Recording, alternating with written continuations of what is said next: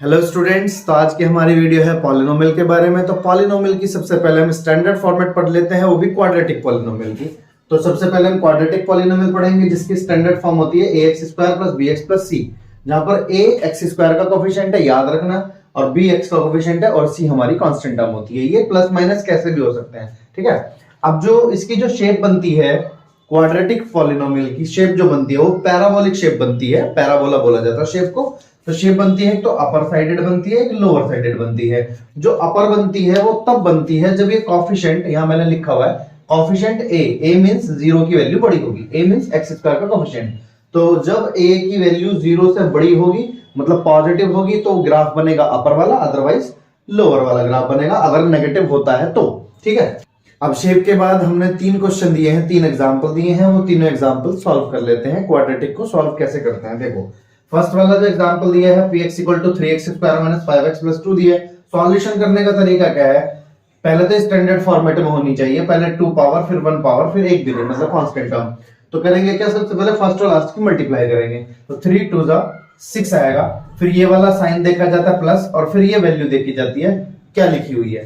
3 value देखने के बाद, 3 चीजें देखने के बाद इस सबसे पहली वैल्यू के में फैक्टर करने होते हैं। फैक्टर मतलब 6 किस की मल्टीप्लाई से बनता है। तो 6 बनता है 6 × 1 से और 3 × 2 से, और तो नहीं बनता। मुझे ऐड करके 5 लाना है, ऐसे दो फैक्टर चूज करने हैं जिनको ऐड करके 5 आए। तो ऐड करके 5 इनका आ रहा है, तो हमारे दो फैक्टर हो गए 3 और 2। तो 3 और 2 को अब करेंगे क्या, लिखेंगे कहां, 3x² एज इट इज है, ये जो 5 है इसकी जगह पर 3 + 2 लिख दीजिए। बाकी सबको सेम टू सेम लिखना है, बाकी सब सेम टू सेम कॉपी करना है। तो 3x², अब क्या करेंगे, ब्रैकेट खोल देंगे, माइनस के बाद के ब्रैकेट के साइन बदल जाते हैं, तो -2x हो गया, माइनस के 3x हो गया, x एज इट इज आ गया मल्टीप्लाई में, और +2 भी चल रहा है। फर्स्ट वाले 2 में से जो भी कॉमन आ सकता है कॉमन ले लीजिए। 3x कॉमन आएगा, बचेगा x - 1। यहां से देखो माइनस है तो माइनस तो लिखना पड़ेगा, 2 दोनों तरफ कॉमन दिख रहा है आपको। अब माइनस ब्रैकेट के बाहर आ गया तो साइन बदल जाते हैं, देखो माइनस ब्रैकेट के अंदर गया तब भी साइन चेंज हुआ, और अब ब्रैकेट वापस बन रहा है तो वापस चेंज होंगे। तो माइनस की वैल्यू प्लस में आ गई और ये प्लस की वैल्यू माइनस में आ गई, 2 का डिवाइड हो गया। जब ये ब्रैकेट दोनों के दोनों सेम बन जाए इसका मतलब यहां तक आपने करेक्ट किया है। तो x - 1 बिल्कुल सेम टू सेम आ गया, ये बचेगा 3x - 2। ये हमारे हो गए फैक्टर।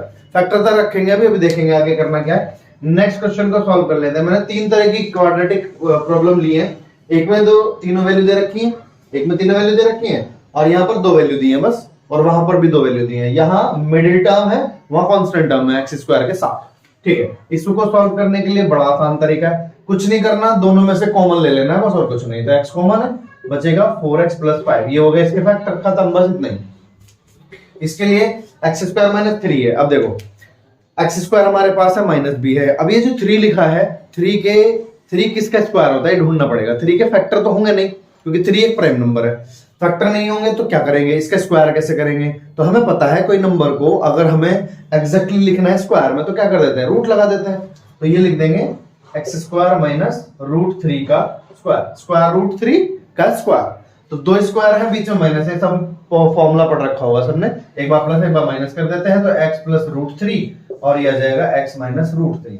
कुल मिलाकर ये 3 क्वेश्चन हमने तीनों के फैक्टर अलग अलग देखे। क्वेश्चन कैसा भी आ सकता है, देखो 3 फॉर्मेट बनाई है, 3 फॉर्मेट ही दे रखे हैं एनसीईआरटी में। अब इसके बाद क्या करना है, क्योंकि क्वाड्रेटिक है तो इसलिए 2 जीरोस होंगे, उसके 2 आंसर होंगे जिनको जीरोस बोला गया, 2 सॉल्यूशन होंगे।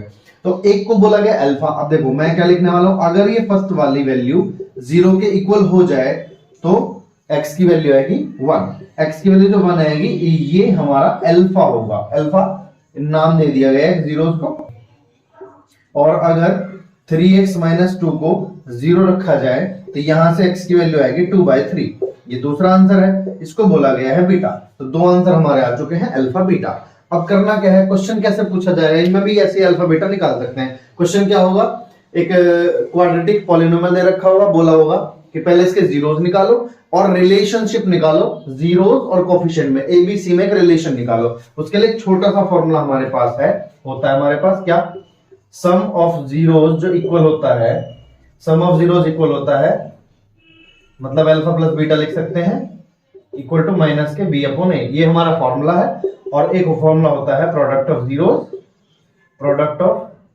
जीरोस जो होता है अल्फा इंटू बीटा लिख सकते हैं c/a, ये फॉर्मूले होते हैं दोनों, ठीक है। लेकिन ये फॉर्मूले आए कैसे हैं, इसको वेरीफाई करना है। वेरीफाई करना है तो देखो हम क्या लिखेंगे, फॉर्मूले हमारे याद होने चाहिए वेरीफाई करने के लिए। अब देखो क्या करते हैं, चलिए अल्फा बीटा हमारे पास है। अब मैं क्या करने वाला हूं, सबसे पहला फॉर्मूला लिखता हूं, सम ऑफ जीरोज।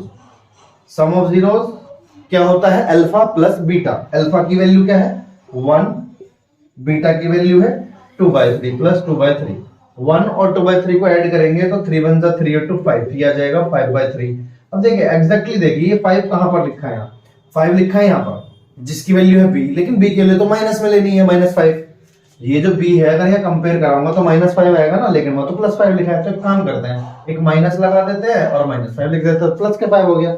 3 कहां पर लिखा है, a की जगह पर लिखा है, तो 3 अपना ये रहेगा। तो मींस इनडायरेक्टली क्या हुआ है, ऊपर b लिखा गया है और नीचे a लिखा गया है। तो सम ऑफ जीरोस हम देखो हमने ऐड करके लेकर चले थे, पहला 0 और दूसरा 0 हमने ऐड किया, ऐड करने के बाद 5/3 है।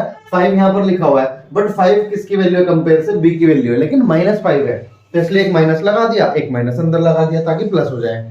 तो इनडायरेक्टली ये 5/3 ही लिखा है। ये 5/3 इसको कंपेयर करके देखा गया तो माइनस के b अपॉन a बना, तो माइनस के b माइनस b क्या है, b अभी मैंने बोला था x का कोफिशिएंट है, हम लिखेंगे कोफिशिएंट ऑफ x, ऊपर लिखा जाएगा coefficient of x divide by a क्या है, कोफिशिएंट ऑफ x स्क्वायर।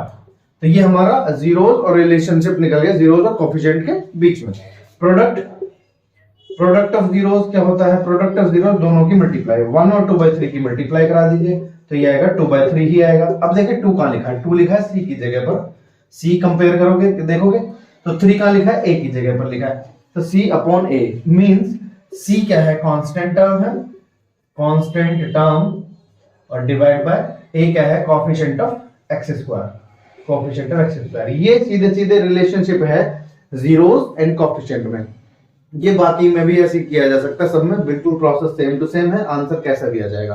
ठीक है, इसके बाद एक और क्वेश्चन देखते हैं। चलिए नेक्स्ट क्वेश्चन पर आ जाते हैं। Find a quadratic polynomial whose zeros are 2 and 3। हमें क्या दिया हुआ है, एक क्वाड्रेटिक पॉलिनोमियल निकालना है जिसके जीरोस गिवन है। दिया क्या है, 2 और 3 जीरोस दिए हैं। अब देखो क्योंकि ये जीरोस है तो क्या होगा, ये क्या दे रखे होंगे, ये अल्फा और बीटा दिए होंगे। तो सॉल्यूशन में क्या करेंगे, अल्फा दिया है 2 और बीटा दिया है हमारा 3, अल्फा बीटा गिवन है। अब एक फॉर्मूला होता है हमारे पास क्वाड्रेटिक पॉलिनोमियल निकालने के लिए, होता है px = x square minus alpha plus beta x plus alpha into beta. ये फॉर्मूला हमारे पास अवेलेबल है, यहीं पर ये फॉर्मूले में वैल्यू रखेंगे, ये वैल्यू जो दे रखी है इस फॉर्मूले में पुट कराएंगे और सीधे सीधे सॉल्यूशन निकाल लेंगे। ठीक है, तो करेंगे क्या, लिखेंगे रिक्वायर्ड पॉलिनोमियल px लिख देते हैं, px gx fx जो भी लिखना है आपको, px = x square minus alpha की वैल्यू प्लस बीटा की value x plus alpha into beta. तो ये आ जाएगा x स्क्वायर माइनस ये आ जाएगा 5x प्लस 6। ये हमारा आंसर होगा। एक बात और देखो, ये एक्चुअल में ये जो फॉर्मेट लिखी है इसके बाहर एक कांस्टेंट होता है, ये होता है यहाँ पर k। ठीक है, इस k का मतलब सिर्फ इतना है कि अगर वैल्यूज फ्रैक्शन में आ जाए, फ्रैक्शन में जैसे 5/3 आ जाए, 6 समथिंग कुछ भी आ जाए, तो जब हम उसका एलसीएम लेंगे तो वो डिनोमिनेटर में रखना नहीं होता, वो हम एज्यूम कर लेंगे कि वो k से कट जाएगा। ठीक है, एक एग्जांपल दूंगा अभी। देखो अगर मान लीजिए जीरोज होती हैं 1/4 और 1/3 होती हैं, अगर ये दी होती तो क्या करते, फॉर्मूला रखते x square minus alpha plus beta x plus alpha into beta, ये रख लेते, आंसर आएगा आपका एलसीएम लोगे तो 3 4 7 7/12x प्लस 1/12। ठीक है, ये आ गया। लेकिन हमें मोस्टली आंसर फ्रैक्शन में नहीं छोड़ना होता, तो क्या करेंगे, तो करेंगे क्या, एलसीएम लेंगे इसका, एलसीएम लेकर ये आएगा 12x square minus 7x plus 1/12। तो आंसर हमारा ये आना चाहिए। लेकिन ये जो एलसीएम वाला 12 है ये हम यहाँ नहीं लिखेंगे और सीधे सीधे आंसर ये दे दिया जाएगा 12x square minus 7x plus k, because k की वैल्यू कुछ भी हो सकती है और यहाँ पर ये 12 कट जाएगा। तो ये जो 12 है ये कहां गया है, ये हमने लेट कर लिया कि k की वैल्यू 12 होगी। k कोई भी कांस्टेंट हो सकता है, 1 2 3 4 कुछ भी, तो वो जो 12 है डिनोमिनेटर वाला वो इस k से कट जाता है। तो इनडायरेक्टली हमारा आंसर बस इतना ही लिखा जाता है। ठीक है, तो ये ध्यान रखना कि अगर कोई कांस्टेंट वैल्यू दे रखी है फ्रैक्शन के अंदर और मतलब जीरोस दे रखे हैं, तो सीधे सीधे जब आप पुट कराओगे तो फ्रैक्शन में आंसर नहीं देना होता, सिंपल सिंपलीफाइड करके देना होता है।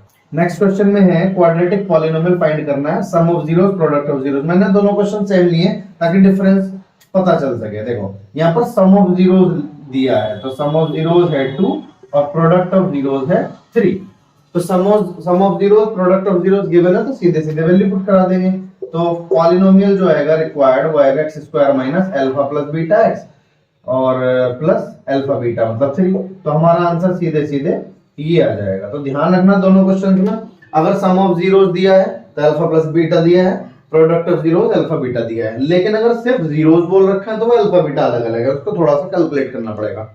यहाँ पर हम सीधे सीधे वैल्यूज पुट करा देंगे, ठीक है। इससे रिलेटेड जो अल्फा बीटा वाले क्वेश्चन है वो इंपॉर्टेंट क्वेश्चन होते हैं, एग्जाम में आते हैं। एग्जाम में इस तरह के क्वेश्चन भी पूछे जाते हैं, 1 नंबर में आने के चांसेस होते हैं। और जो सॉल्यूशन है, जो भी पिछले वाला क्वेश्चन हमने किया रिलेशन वेरीफाई करने वाला, वो भी क्वेश्चन पूछा जा सकता है, ठीक है।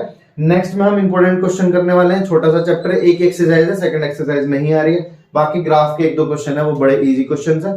तो अल्फा बीटा से रिलेटेड हम नेक्स्ट वीडियो में करेंगे, ठीक है। Thank you.